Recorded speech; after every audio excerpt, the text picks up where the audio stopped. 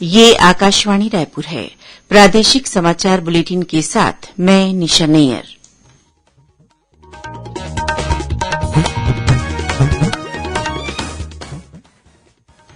अब पेश है आज के मुख्य समाचार। केंद्रीय जनजातीय कार्य मंत्री अर्जुन मुंडा ने कहा कि केंद्र सरकार जनजातीय वर्ग के लोगों के सर्वांगीण विकास के लिए कृत संकल्पित है। प्रधानमंत्री ने कहा, जन धन योजना के लागू होने की 7 वर्ष की अवधि में बड़ी संख्या में देशवासियों का वित्तीय समावेशन, सशक्तिकरण और गरिमापूर्ण जीवन सुनिश्चित हुआ है। आजादी के अमृत महोत्सव के तहत आज दुर्ग में मैराथन दौड़ का आयोजन किया गया। विभिन्न जिलों में ग्राम पंचायतों में श्रमिकों को उनके अधिकारों के बारे में किया जा रहा है जागरूक। और प्रधानमंत्री कल सुबह 11 बजे आकाशवाणी से मन की बात कार्यक्रम में देश विदेश के लोगों से अपने विचार साझा करेंगे।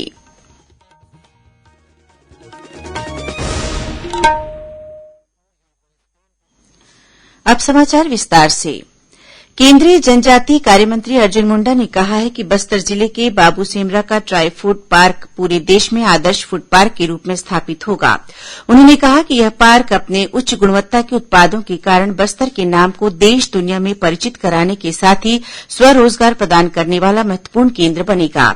केंद्रीय मंत्री श्री मुंडा कल ट्राईफेड के वन धन सम्मेलन कार्यक्रम में शामिल होने बस्तर जिले के सेमरा स्थित फूड पार्क पहुंचे थे। इस मौके पर उन्होंने कहा कि ट्राई फूड के माध्यम से लघु वनोपज, ethnic product, handicraft, handloom, organic food supplement आदि के परिष्कृत उत्पाद को प्रस्तुत किया जाएगा। साथ ही राष्ट्रीय और अंतर्राष्ट्रीय बाजार में वनोपज आधारित वैल्यू एडेड उत्पाद को बेहतर बाजार मिलेगा। वहीं केंद्रीय मंत्री ने वनोपज प्रसंस्करण केंद्र ग्राम धूरागांव, लोहंडीगुड़ा और चित्रकूट में वन धन समिति के सदस्यों से बातचीत की और गांव में संचालित इमली कैंडी, इमली चटनी और टोरा तेल बनने वाली यूनिटों का अवलोकन भी किया। अपने छत्तीसगढ़ प्रवास के दौरान आज रायपुर में पत्रकारों से चर्चा करते हुए केंद्रीय जनजातीय कार्य मंत्री अर्जुन मुंडा ने कहा कि केंद्र सरकार वनांचल और दूरस्थ आदिवासी क्षेत्रों में रहने वाले जनजातीय वर्गों के स्वास्थ्य, शिक्षा और बेहतर जीवन यापन की सुविधाएं मुहैया कराने के लिए कृत संकल्पित है। उन्होंने कहा कि ट्राईफेड वन धन योजना के माध्यम से जनजातीय वर्ग के लोगों को स्वावलंबी बनाने का कार्य किया जा रहा है। इनमें स्व सहायता समूह की महिलाएं विशेष भूमिका निभा रही हैं। हमारा मंत्रालय ट्राईफेड के माध्यम से विभिन्न राज्यों के साथ मिलकर के रोजगार उन्मुखी कार्यक्रमों को आगे बढ़ा रहा है, जिसमें जनजातीय क्षेत्रों में, जंगल इलाके में, फॉरेस्ट एरिया में रहने वाले लोगों के जो बहुत बड़ा आजीविका का साधन है, वनोपज का सही कीमत मिले, इसके लिए और स्वयं सहायता समूह अधिक से अधिक बंधन केंद्र के साथ जुड़े और बंधन केंद्र के माध्यम से उसका जो उत्पाद है, उन उत्पादों को हम राष्ट्रीय और अंतर्राष्ट्रीय बाजारों तक पहुंचाए, उसके तहत काम कर रहे हैं। केंद्रीय मंत्री ने बताया कि पहले करीब 60 वनोपजों के लिए न्यूनतम समर्थन मूल्य निर्धारित किया गया था, लेकिन मोदी सरकार ने अब इनकी संख्या बढ़ाकर 87 कर दी है। श्री मुंडा ने कहा कि केंद्र सरकार जनजातीय वर्ग के सर्वांगीण विकास के लिए पूरी प्रतिबद्धता के साथ कार्य कर रही है। इस बीच केंद्रीय मंत्री ने आज राज्यपाल अनुसुईया उइके से राजभवन में भेंट की। राज्यपाल ने केंद्रीय मंत्री से आदिवासियों के हितों से जुड़ी योजनाओं और कार्यक्रमों के संबंध में विस्तार से चर्चा की। सुश्री उइके ने कहा कि वन अधिकार पट्टा प्राप्त आदिवासियों को प्रधानमंत्री किसान सम्मान निधि की पात्रता नहीं है। इनके लिए विशेष रूप से प्रधानमंत्री वनवासी किसान सम्मान निधि प्रारंभ की जा सकती है। राज्यपाल ने कहा कि छत्तीसगढ़ की कुछ अनुसूचित जनजातियों को मात्रात्मक त्रुटियों की वजह से जाति प्रमाण पत्र प्राप्त करने में कठिनाइयां हो रही हैं और उन्हें शासकीय योजनाओं का लाभ नहीं मिल पा रहा है। इसका भी निराकरण किया जाना चाहिए।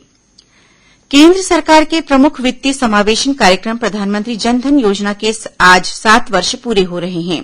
यह योजना देश में सभी लोगों को बैंकिंग सुविधाओं के दायरे में लाने के उद्देश्य से वर्ष 2014 में आज के दिन शुरू की गई थी। योजना की वर्षगांठ पर प्रधानमंत्री नरेंद्र मोदी ने जन धन योजना को सफल बनाने के लिए काम करने वाले सभी लोगों के अथक प्रयासों की सराहना की है। उन्होंने कहा कि उनके प्रयासों ने देशवासियों को बेहतर जीवन व्यतीत करने को सुनिश्चित किया है। मुख्यमंत्री भूपेश बघेल अपने 1 दिवसीय दिल्ली प्रवास के बाद आज विभिन्न मंत्रियों, विधायकों और पार्टी के कई वरिष्ठ पदाधिकारियों के साथ राजधानी रायपुर लौट आए हैं। माना विमानतल पर बड़ी संख्या में कार्यकर्ताओं ने उनका स्वागत किया। नई दिल्ली प्रवास के दौरान उन्होंने कांग्रेस के पूर्व राष्ट्रीय अध्यक्ष राहुल गांधी से मुलाकात की। आज रायपुर में माना विमानतल पर पत्रकारों से बातचीत करते हुए मुख्यमंत्री ने बताया कि अगले सप्ताह राहुल गांधी का छत्तीसगढ़ आने का कार्यक्रम है। श्री गांधी बस्तर, सरगुजा के अलावा मध्य छत्तीसगढ़ जाएंगे, जहां वे छत्तीसगढ़ मॉडल का अवलोकन करेंगे। श्री बघेल ने बताया कि अपने प्रवास के दौरान श्री गांधी आदिवासियों, मजदूरों, गरीबों, युवाओं, महिलाओं, व्यापारियों के साथ ही अलग अलग वर्ग के लोगों से भी मिलेंगे। एक भारत श्रेष्ठ भारत अभियान के तहत गुजरात विधानसभा के अध्यक्ष राजेंद्र त्रिवेदी के नेतृत्व में छत्तीसगढ़ आए 15 सदस्यीय प्रतिनिधिमंडल ने आज सिरपुर का भ्रमण किया। यह प्रतिनिधिमंडल छत्तीसगढ़ की संस्कृति, धरोहर और लोक कला को जानने के लिए पिछले 3 दिनों से राज्य के अलग अलग स्थानों का दौरा कर रहा है। खबरों का सिलसिला जारी रहेगा। अभी वक्त है एक छोटे से विराम का। प्रादेशिक समाचार आप आकाशवाणी रायपुर से सुन रहे हैं। अब आगे बढ़ते हैं बाकी के समाचारों की ओर। आजादी के अमृत महोत्सव के तहत प्रदेश में इन दिनों विभिन्न कार्यक्रम आयोजित किए जा रहे हैं। इसी कड़ी में दुर्ग जिले में आज सुबह सेंट थॉमस महाविद्यालय में फिट इंडिया फ्रीडम रन के तहत मैराथन दौड़ का आयोजन किया गया। प्रतिभागी निर्धारित रूट से 3 किलोमीटर की दौड़ पूरी कर वापस कॉलेज कैंपस पहुंचे। विजेता प्रतिभागियों को छत्तीसगढ़ एथलेटिक्स एसोसिएशन के सचिव राधाकृष्णन पिल्लई और कॉलेज के प्राचार्य डॉक्टर एमजी रोईमोन ने पुरस्कृत कर सम्मानित किया। उधर जांजगीर चांपा जिले में महात्मा गांधी राष्ट्रीय ग्रामीण रोजगार गारंटी योजना मनरेगा के श्रमिकों को उनके अधिकारों के प्रति जागरूक किया जा रहा है। कल ग्राम पंचायत कुरमा में विद्यार्थियों ने मनरेगा के कार्यों को पेंटिंग के माध्यम से प्रदर्शित किया। इसी तरह महासमुंद जिले में भी मनरेगा के पंजीकृत श्रमिकों को उनके अधिकारों की जानकारी देने के लिए विशेष जागरूकता अभियान चलाया जा रहा है। साथ ही सदस्यों को निःशुल्क जॉब कार्ड भी मुहैया कराया जा रहा है। इधर धमतरी जिले की 370 ग्राम पंचायतों में कल से अमृत महोत्सव का आयोजन किया जा रहा है, जो 2 सितंबर तक चरणबद्ध तरीके से चलेगा। आजादी के अमृत महोत्सव के तहत प्रादेशिक समाचार एकांश आकाशवाणी रायपुर द्वारा छत्तीसगढ़ में स्वतंत्रता संग्राम से संबंधित प्रमुख घटनाओं और यहां के स्वतंत्रता सेनानियों से संबंधित विशेष कार्यक्रमों की श्रृंखला प्रसारित की जा रही है। इसी श्रृंखला की चौथी कड़ी के रूप में स्वतंत्रता संग्राम के दौरान 1857 से 1920 के कालखंड के दौरान छत्तीसगढ़ में हुए प्रमुख आंदोलनों और स्वतंत्रता सेनानियों के बारे में आकाशवाणी समाचार ने वरिष्ठ इतिहासकार आचार्य रमेन्द्रनाथ मिश्र से बातचीत की। इस विशेष वार्ता के पहले अंक का प्रसारण आकाशवाणी केन्द्र रायपुर द्वारा कल रविवार 29 अगस्त को सुबह 9:30 से किया जाएगा। इसे छत्तीसगढ़ स्थित आकाशवाणी के सभी केन्द्र एक साथ रिले करेंगे। श्रोताओं, आजादी के अमृत महोत्सव पर प्रादेशिक समाचार एकांश आकाशवाणी रायपुर द्वारा आयोजित की जा रही प्रश्नोत्तरी प्रतियोगिता में हमारे श्रोतागण काफी उत्साह के साथ भागीदारी कर रहे हैं। कल इस प्रश्नोत्तरी श्रृंखला के चौथे अंक में हिन्दी समाचार बुलेटिन में प्रश्न पूछा गया था कि जाने माने स्वतंत्रता संग्राम सेनानी और प्रख्यात पत्रकार तथा साहित्यकार माधवराव सप्रे ने वर्ष 1900 में किस नाम से साहित्यिक शैक्षणिक पत्रिका निकाली थी। इसका सही जवाब है छत्तीसगढ़ मित्र। प्रश्न के उत्तर में बड़ी संख्या में लोगों ने जवाब भेजे हैं, लेकिन हमें सबसे पहले सही जवाब भेजने वाले विजेता हैं रायगढ़ जिले के ग्राम बोरी निवासी हरिशंकर पटेल। हम आकाशवाणी परिवार की ओर से श्री पटेल को हार्दिक बधाई और शुभकामनाएं देते हैं। श्रोताओं, हरिशंकर पटेल आकाशवाणी समाचार के नियमित श्रोता हैं।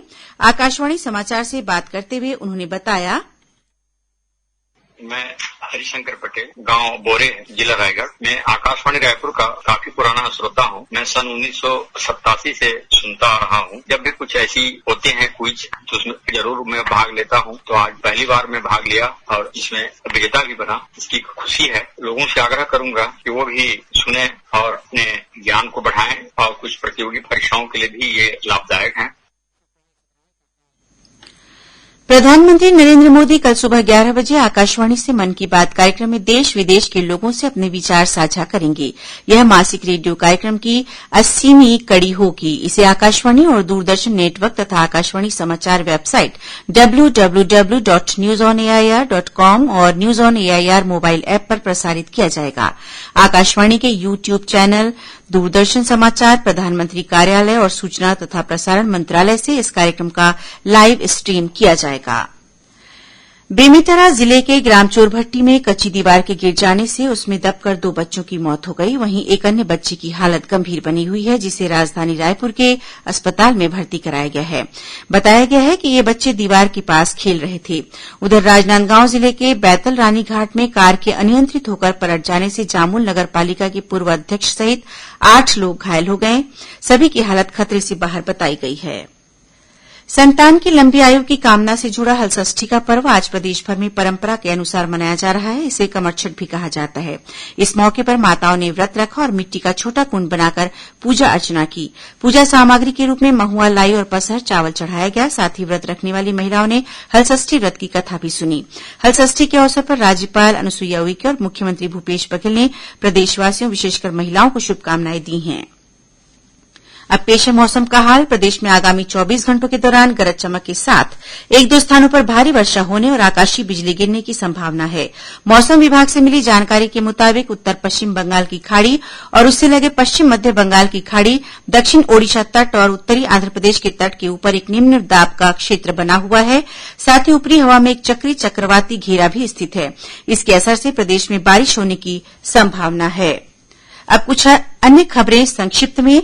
भारतीय जनता पार्टी की प्रदेश इकाई के आर्थिक प्रकोष्ठ की पहली कार्यसमिति की बैठक कल प्रदेश भाजपा कार्यालय कुशाभाऊ ठाकरे परिसर में आयोजित की जाएगी। छत्तीसगढ़ व्यावसायिक परीक्षा मंडल द्वारा प्री बीएड और प्री डीएलएड प्रवेश परीक्षा कल 29 अगस्त को आयोजित की जाएगी। और बीजापुर जिले के पुलिस की टीम ने कुटरू थाना क्षेत्र के अम्बेली और हुरेनार के जंगल से 2 माओवादियों को गिरफ्तार किया है। इन पर आईईडी विस्फोट और ग्रामीण की हत्या में शामिल रहने का आरोप है। अंत में मुख्य समाचार एक बार फिर। केंद्रीय जनजातीय कार्य मंत्री अर्जुन मुंडा ने कहा कि केंद्र सरकार जनजातीय वर्ग के लोगों के सर्वांगीण विकास के लिए कृत संकल्पित है। प्रधानमंत्री ने कहा, जनधन योजना के लागू होने की 7 वर्ष की अवधि में बड़ी संख्या में देशवासियों का वित्तीय समावेशन, सशक्तिकरण और गरिमापूर्ण जीवन सुनिश्चित हुआ है। आजादी के अमृत महोत्सव के तहत आज दुर्ग में मैराथन दौड़ का आयोजन किया गया। विभिन्न जिलों में ग्राम पंचायतों में श्रमिकों को उनके अधिकारों के बारे में किया जा रहा है जागरूक। और प्रधानमंत्री कल सुबह 11 बजे आकाशवाणी से मन की बात कार्यक्रम में देश विदेश के लोगों से अपने विचार साझा करेंगे। इसी के साथ प्रादेशिक समाचार बुलेटिन समाप्त हुआ। नमस्कार।